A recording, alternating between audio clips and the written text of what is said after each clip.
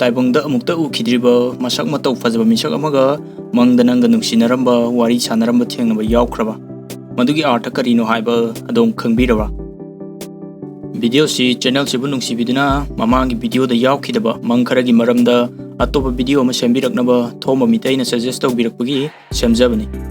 miyobi gi lamcha sajat ki maramda semjaba channel sibu support tawbibagi punamakpu thagatchari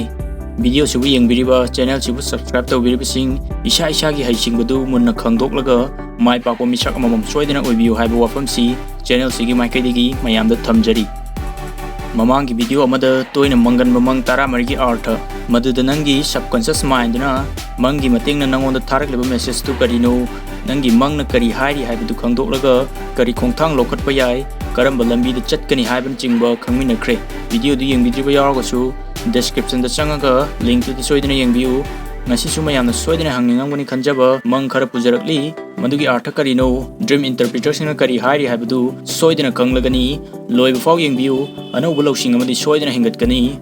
nang amadi atopagi lamchat sajat ki maramda khangningba thijiningba taragadi psychology bu support tawbibo oina subscribe tawba amadi bell button da namba kawbiganu anauba nungai video thagalapu khudingi soidena notification la hanjage haurasi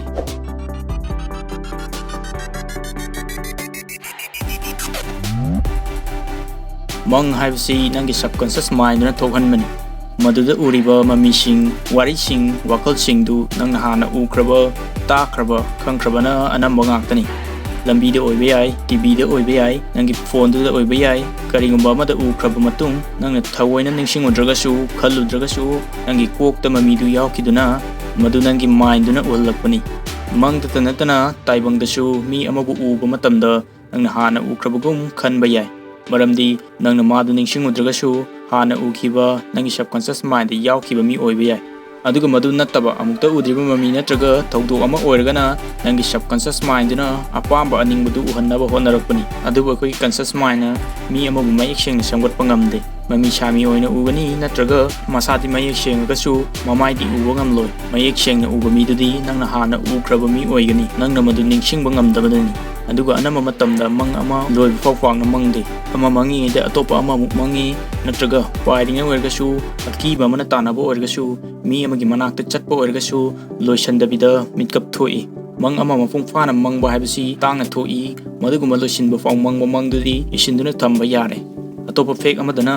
mang haibasi aikoina hogalakpaga ekta kaw thokkalli adubu mang ningsingge hairagadi tumbadu mikar hek thokpaga hogutkanu ngahak hiptuna layu khanduna yengu tumba yahau tenganba hipsanduna laiganba mina anama matamda mangi wari liganba mi oi mang kharana kari hairiba kari artha piriba haibadu khangminasi number 1 mangda amukta udriba mi ama uba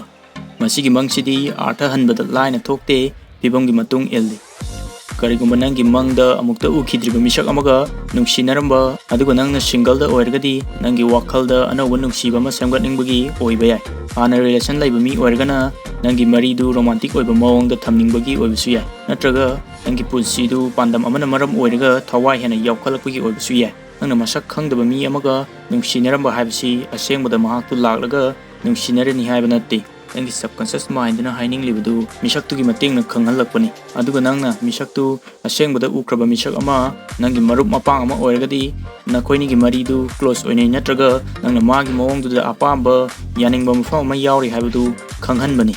nangna sak khangdaba mi ama chang naina uragadi nangna nasada yengjaba nangna nasada khanjaba nangi mawongdu mi du gi labchat oina chelalakpa yai nangna taibangda fangningbu fibam ama natraga misak ama nangi mangda uhanbasu yai udamoina taibangda nangi akoibada leiba misingna nangbu ot naibiraba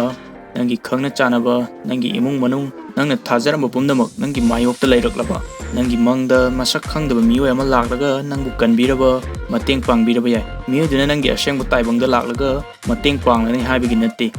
masida nangi asengbu taibangduda nangbu ngakpi senbinaba mateng pangbinaba misak ama darkar oire haibagi khudamni nangi asengbu sangsarduda madugi role du lobinaba misak amata leitri haibagi khudamni atopa amadana nangna paisa paiba thabak tawba haiba inba misak ama oiningba oirgadi nangna pami thakdu chapmanaba character chenba misak ama nangi mangda ubasu yai mangda sakhangdaba mi amaga wari sanaba advice pibiba haibasina nangi asengba taibangda nangga loinagadaba misak amata leitabagi awabadu ताकपा ओइबसु याय मंगदा मसक खंगदबा मी उबा हाइबसि अनम मतमदा इसागी नुंगी मसक्तु ओइगल्ली नंगना अनौबा लौसिंग तंबा अनौबा मफमदा लैबा हिननबा होनबदा नंगना साना मदु खंगजद्रगसु नंगी मंगदा अतोपा मिसक अमगी सकलोन लौदुना अनौबा लिचतु चत्तुना उहल्ली number 2 ताइबंगी थौदोक अमा मंगदा अमुक हंजिन मंगबा ताइबंग थोखिबा सेंबा थौदोक अमा मंगदा अमुक मंगबा हाइबसि नंगी हौख्रबा मतमदुदा चलगा आनगी फिबमदो होंदोकनिंगबगिनी मसी नंगी सबकॉन्शियस माइंडुना हौखिबा मतमदु निंगसिंगकपा अमदी नंगना थौदोकतु अतोपा मओंग अमदा थोकलमनगदी कमदौनी खंगनिंगबगिनी थौदोक अमबु सेमदोकलगा करी थोकनी हाइबसिदी अखोइना हाइबा ngamde aduna hanagi thौदोकतुगा मानगनी मसी नंगना हौखिबा मतमदुदा असोइबा अमा तौख्रे असोइबदो अमु हल्लगा सेमदोकपदी यादबनिना मदुना पारा अमु ओइहौरगा तुंगदा थोकलपा थौदोकता असोइबदु अमु हन्ना थोक्तनबा होनरिबनी नंबर 3 मंग अमगा अतोपा मंग अमगा समनबा मी अमना तुम्बा मतमदा मंग 7-9 मुक्ति मंगी अदु माना निंगसिंगबदी अरोइबा तुम्बा हौगलमदाइदा मंगबा मंगदु खक ओइगल्ली मंग हाइबसि अरेंगबा नुंगसितकुंबनी लांगंगबनी चटकिगनी अमुकु चटख्रबा मंगदु मखा मंगथबा हाइबसिदी ओइथोकपगी वांगदनी नंगना याम नुंगाइबा मंग अमा मंगबा हौरकपगा अलार्म खोंगकपा तुम्बा हौदोरकपा नत्रगा मेकअप थोलकपा मतमदा नुंगाइतबा मंगदु अमुक मखा मंगथनिंगबा फावरमगनी मी खरदी मदु मखा मंगथबा ngami हाइबसु यावी अदुबो असेंगबदुदी मदुगी मंग मखा मंगथबदु लुसिड ड्रीमिंग कवी नंगना हौगत्तबिदा मंगदुगी वाखलदुदा तुमजनबा मतमदा अमुक मंगी अदुबु मदुगी मंगदुदी तसेंगना मंगनी खंगनी नंगना ओइहनिंगबा फिबमदा ओइहनबा कंट्रोल तौबा ngamgani मसिगी मंगसिदी थोइदोकपा अर्थ लैते नंगना मदुगी वाखलदा नंगना ओइहनिंगबदु ओइहनबा नंगी अपामबा नुंगाइबदु फंगनिंगबगी मंगदु मखा मंगथै नंबर 4 नंगना हाना मंगख्रबा मंग अमा अमुक हंजिन मंगबा मी अयामना चप मानबा मंग खरा अतेनबा मतम खरदा हंजिन हंजिन नत्रगा पुंसी चुप्पा मंगी हंजन मंगसिना अनम मतमदा हारिबसि नंगी पुंसीदा करिगुंबा नंगनदि खंगजदबा हिरम खरना नंगबु अवाबा ओहल्ली ताकपनी हंजिन मंगलिबगी मरमदि नंगना अवाबदु हजिफावो सेमदोकसद्रि ताकलिबनी नंगी पुंसीदा फंगनिंगबा पांदम अमगी ओइबा याय ओइहन्निंगबा फिबम अमदा ओइबसु याय मदुगी थाकतु यौद्रि ओइद्रि हाइबनी अतोपा अमदना असिगुंबा मंग मंगनबा मीसी मागी हौखिबा पुंसीदा नुंगाइतबा थौदोक अमा थेंगनखिबगी मरमनसु ओइहल्ली नंबर 5 मंग अमदा मंग अमामु मंगबा